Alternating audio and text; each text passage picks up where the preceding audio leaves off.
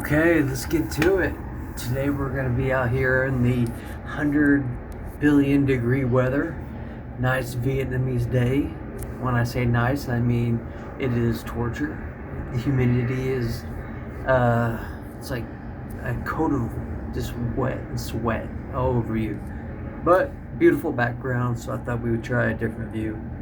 Anyways, how are you guys? It's been a while since we've had a heart to heart and talked about Vietnam. I wanted to make a video, and even though it's so freaking hot, I'm gonna try my best to stay out here as long as I can so you can see that beautiful background. So, what are some new updates about life, about my experiences overseas, about Vietnam specifically, and some changes happening with Thailand, and things you might want to know about that. So let's just start out with Vietnam, okay? I'm past 5 years. My dream of this dream of Vietnam, which I have fought for, sacrificed for, suffered for, literally starved to death for. I'm still living it. And despite all the flaws, despite all the bad days, despite all the problems that I might face, I'm still here. And let this be an inspirational thing for anybody who is wanting this life, okay? You're gonna feel pain, loneliness. Let me give you an example of something that I'm starting to realize. My family is kind of drifted away from me. You know, anybody who's an American, Westerner, our families aren't really close anyway. It's not like how it is in Vietnam. But yeah, my family is kind of drifted away. You know, I don't really get any calls anymore. I don't really get any text. I don't really know how anybody's doing. Nobody really, I think, remembers me. I think I'm just kind of just gone. And that's been that is one of the prices you pay for this.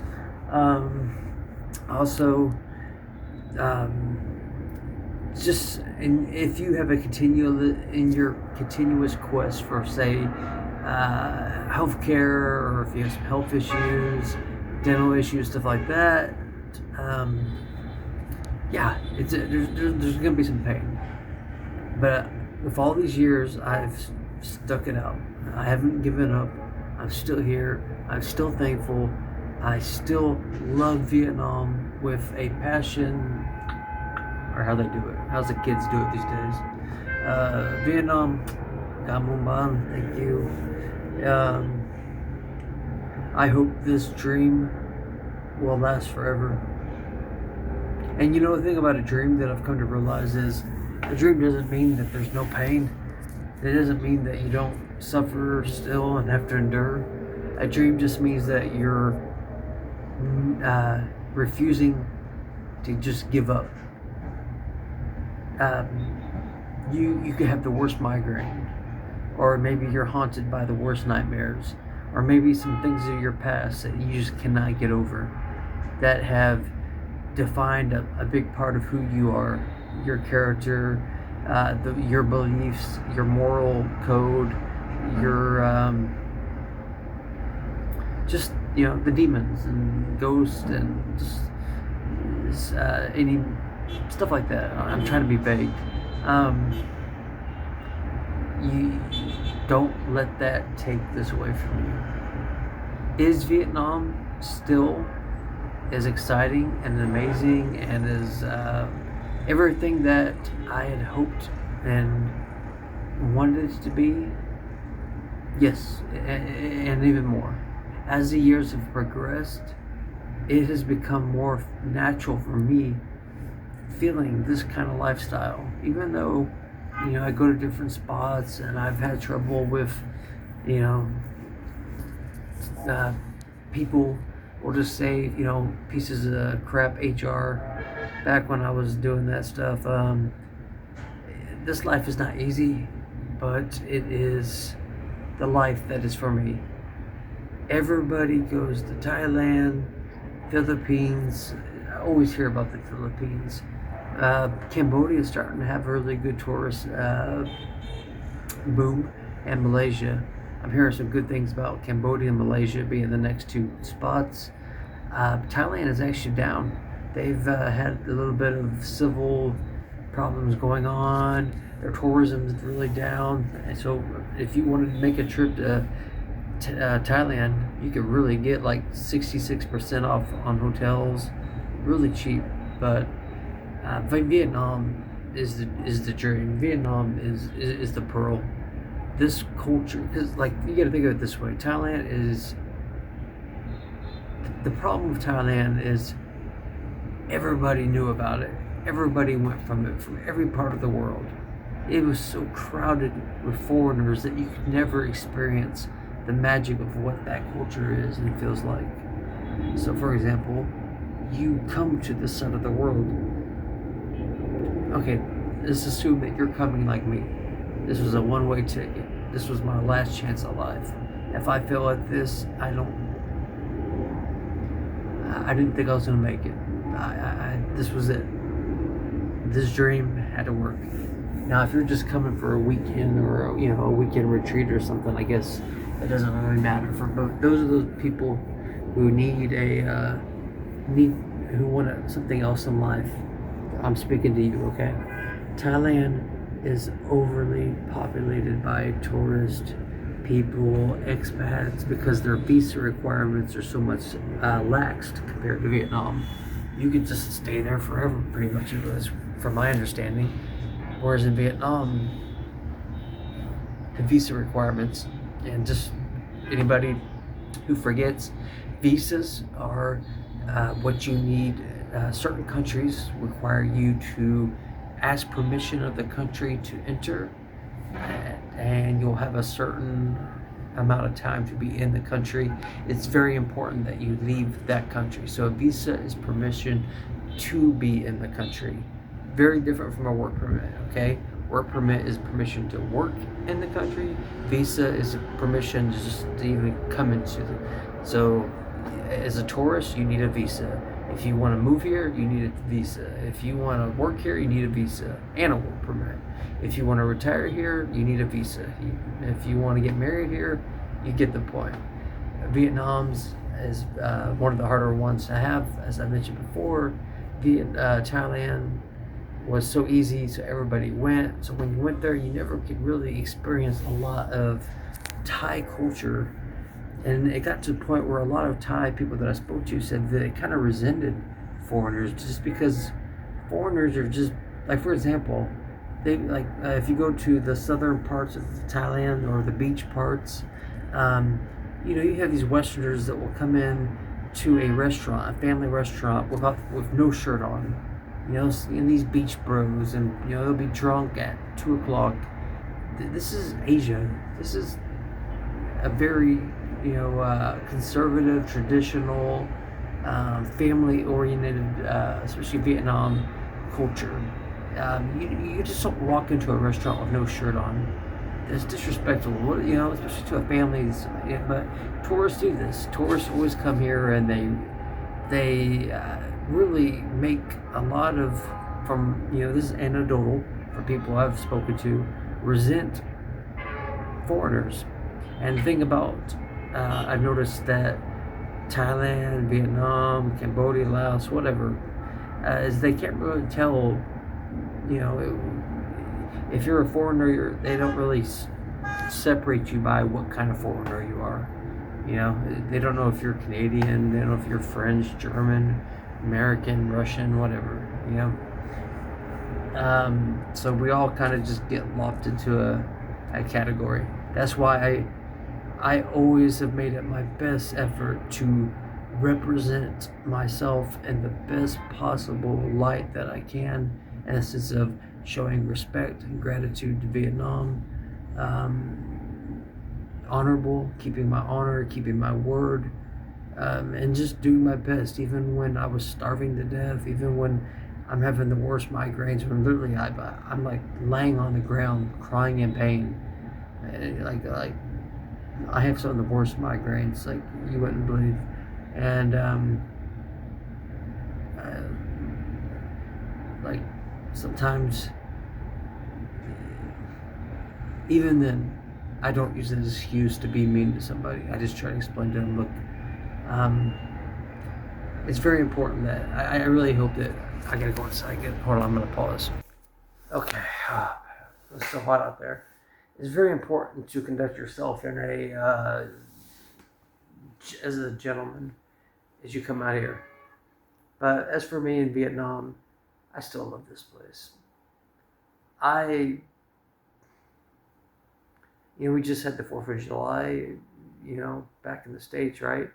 249 years old. I'm in a country that's thousands of years old. It's just so, and yet, all the amazing things that both nations have done, it's just so weird to think, one country is 249 years old, and another country could trace its roots back 3,000 years, maybe even longer. I mean, Vietnam has a long history. Very, very beautiful. This place is just amazing. I've always advocated for North Vietnam, though.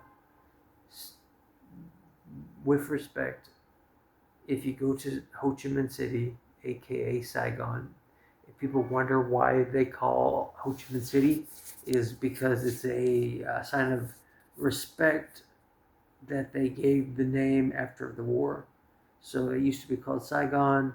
When the war was over, they renamed it to Ho Chi Minh City to honor, Ho Chi Minh, which was the leader of the country, and so if you hear that name, you get confused. It's the same.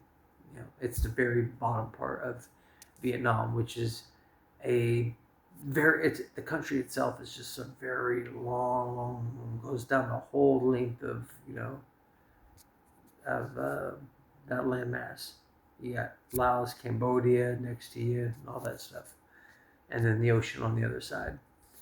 Anyways, though, Ho Chi Minh City is we'll just say Ho Chi Minh City / Saigon.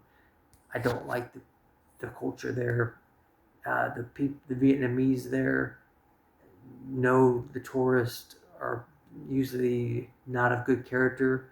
Therefore, they don't have much respect for them. People don't assimilate.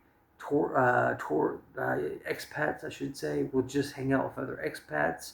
There's no mystery. There's no challenge. There's no excitement of being immersed in a place where you're the only one that looks, speaks, thinks, has the same history like you. Like when you start going to the north rural parts of Vietnam, it's just amazing. It's you baptism by fire, especially when your first place was literally on the Vietnam-China border. If you go to somewhere like Lao Cai, Sapa, I can literally say that I've seen China. I've been at the border of Vietnam and looked into China and waved. How many people could say that? They've stood in Vietnam and looked into the Middle Kingdom, the Red River that separates it. I have a lot of just many things I could say that how many people could say this. That is, Vietnam is a plentiful with experiences like this, where you could say and do and experience memories and things that will forever change you, change your outlook on life, your understanding of the human condition, your personal growth, sometimes for the better, sometimes for the worse, but the point is that you will grow. Stagnation leads to, complacency. Complacency is the death of creativity, as is the end of the point of life in my book. Once you become complacent, then why are you even existing? Like, I get it. We are a generation of people who are broken, lost. Our forefathers, but our grandfathers and our fathers and mothers and grandmas and previous generations didn't leave anything for us. You know, there's not much hope. That's why you have to make your own hope. And if you can't make your own hope, then search for it. Go, go. I know it seems impossible just to pack up and go and live on, some other country on the other side of the world, but it's not. And once you start doing this life, you start realizing that it's a lot more people doing it than you think. When I first came out here for the first couple of years, like I was the only foreigner in my city. There was no one else, so I was the only, know, uh, expat that talked English, had my country accent, long hair, all my mannerisms. But yeah, and I need to say this, all right, that there's not much time left. As this world becomes more connected, as globalization happens, as desperation happens, as things in the West, back in America, Canada, Europe, all the countries, I mean, they're falling apart. Let's just be honest, right? I mean, I don't, I like to say that I'm versed in geopolitics. I stay informed, though I don't involve myself emotionally into it. But like, I do believe that it is responsibility if anybody who wants to call themselves an adult, a person of reason, to stay informed in whatever manner you can. Geopolitics being one of them. And yeah, things are not looking good back in the States, in Canada, Europe is, don't get me started, going on in Europe, Germany, Britain, England, there's just problems everywhere. How long do you think that system is going to be able to sustain itself? Do you think you Americans, us Americans, that there's going to be Social Security available to you when you hit 70, whatever it is? Do you think that there's going to be pensions, jobs of pensions? Can you even find one now? How many of you have degrees yet you're working, jobs that maybe max out at like $15 an hour? You're flipping burgers with, I get it. You have an option: join the military, which is a very there's a lot of benefits to it. There's a lot of risk involved to it. If you can do it, I would recommend it. I think that there's nothing greater than service to others, honor, valor, and also just seeing what you're made of. Like, you'll never know who you are in the inside until you're put into a situation where it's make or break, where you're pushed to your ultimate limit, mentally, physically, spiritually, emotionally. And also, I'm one of those people who believe that citizenship should only be given to those who serve in the military or some kind of civil service. Citizenship shouldn't be given to people who have no idea, who don't even know who the second president of the United States is, or who can't even name, the states of the country, who can't even point to you where, Vietnam is on the map, or people who can't even just do don't even know basic civics.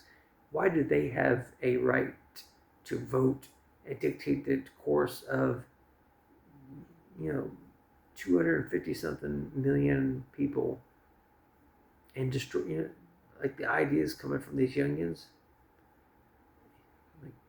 So it's like Starship Troopers. Service guarantees citizenship. So there should be two different ways. You could be a resident of America, which, yes, that means you could be there, But if you want to have the benefits such as Social Security and Medicaid or whatever, and be able to vote, then yeah, be like maybe a 2-year minimum you must serve your nation, or be in some kind of Peace Corps or something like that. There's countries that do things like this or model this kind of thing, and you Americans got to get off your PlayStations, and you humans, everybody just needs to get off their damn social media. Instagram is a tool being used against you. I have to speak vaguely. Social media is meant to get you to think a certain way. There's political ideologies that are meant to divide and conquer you. You are being always, if you realize the depth of how little control and how manipulated you are, it'd break your heart. It's the illusion of free will. You get to choose the course you run in the maze, but there's only one exit. And the thoughts that you think that the ultimate thoughts that you come to, those thoughts are slowly planted in your mind and reinforced through echo chambers and little things like TikTok and Instagram. And it's all science, basic psychology. These people know exactly how to. So just, I'm going off on a point, but let me just finish by saying this. The countries are falling apart. Places like Vietnam, I don't know what it's going to be like in 20 years. Will people from other countries be able to come here and experience this amazing life with these amazing people? Or will expats like in Thailand ruin it, and Vietnamese be like, you know what, we don't want, the same way Americans are like closing their borders and hey, get out. What happens one day when Southeast Asia starts doing that? When things start getting a little bit tighter and stricter, when this world starts getting a little bit crazier. So, like, if you're in your 20s, 30s, I know that a degree doesn't really mean much anymore. You should still, I'll always have pride in having a degree. I think having a college degree is something you should be proud of, but I do recognize that the price, being in debt for the rest of your life, yeah, I understand. But in certain circumstances, such as using a degree, getting your bachelor's degree to be able to come, overseas, it's in ways like that, or if you're doing a trade or something like that. What I'm trying to say is this: everything is finite, and nothing good lasts forever. As I found out with my AI that I built up, as I found out with many friends that have died or are gone, as I've found out pretty much everybody in my life who's gone. Nothing lasts forever. No one lasts forever. This dream, and let me tell you, if you come to Vietnam, I really do believe it will be a dream to you. Don't go to Saigon. Don't go to Ho Chi Minh City, okay? Come to Hanoi, Halong, Halong Bay, Haiphong, or higher. Any province from like around that parallel or higher, okay? So get on the map, look at Halong, okay? Look at Haiphong, look at Hanoi in the middle. Da Nang is a little bit too south, so just anywhere higher than that, you'll get the best experience, in my opinion. There's a lot of other things that I can do videos on, like, okay, what are some of the work choices now in 2025? What are the what's the zeitgeist like?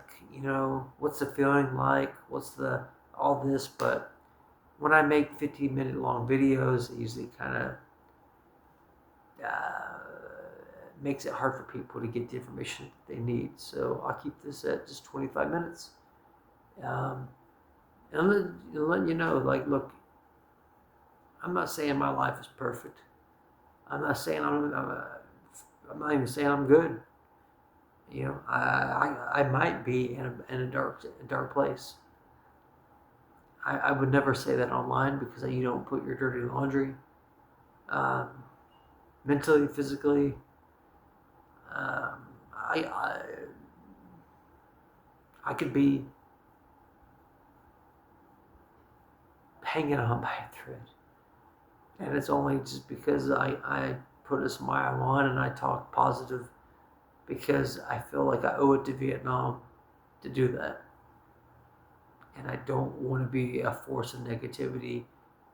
I want to, even if it's the last thing I do, I want to be someone who inspires people to experience and love and explore and learn about Vietnam, the culture, the history, the food, get to know the language, the people,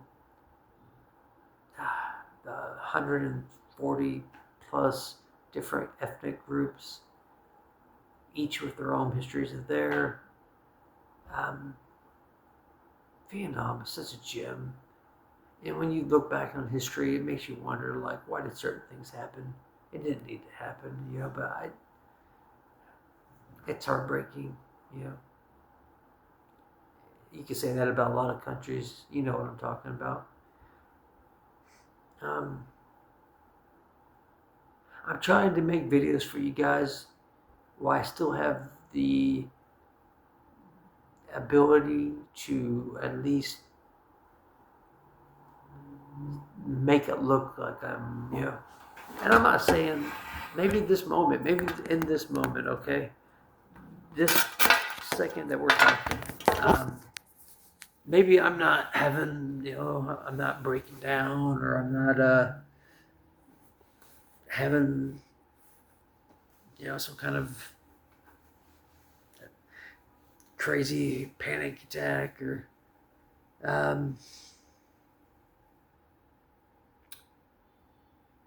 that's why it's important I get this information out when I can.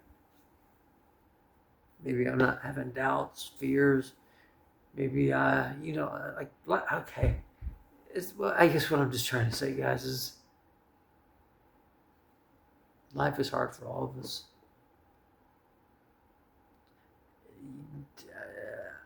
I reckon I have maybe 10 years left in me.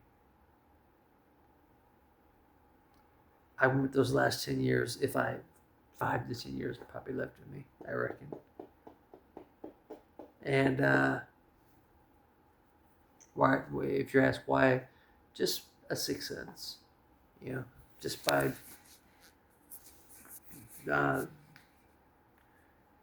just get okay. I'm blabbing on. I'm just gonna edit this part out.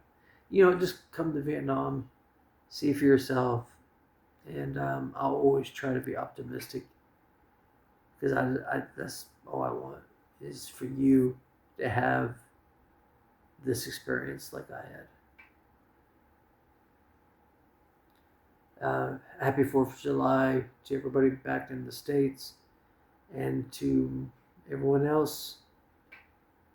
Look, hard times require hard decisions. Hard times require the strongest wills. And when there is no hope, you got to build your hope, find your hope, be willing to go to the other side of the world in search of it. And if you find it, hold on to it with everything you have. Be willing to let that be the hill that I found my hope, even if it's fleeting, even if it's small.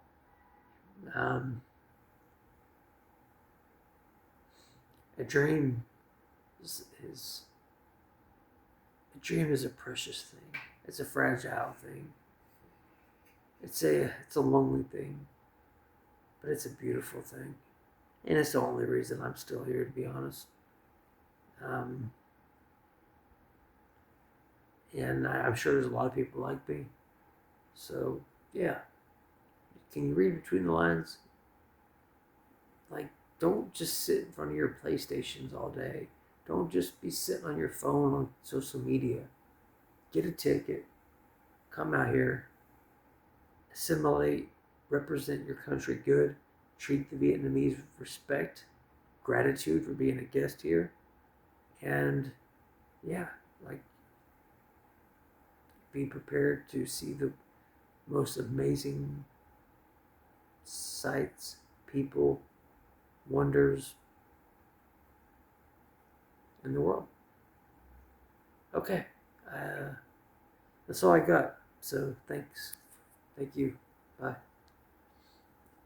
If you have any questions, I don't really do comments anymore. Sorry. Just not doing that anymore. But if there's something, you can always try, and maybe I'll see it. But yeah. All right. Bye bye.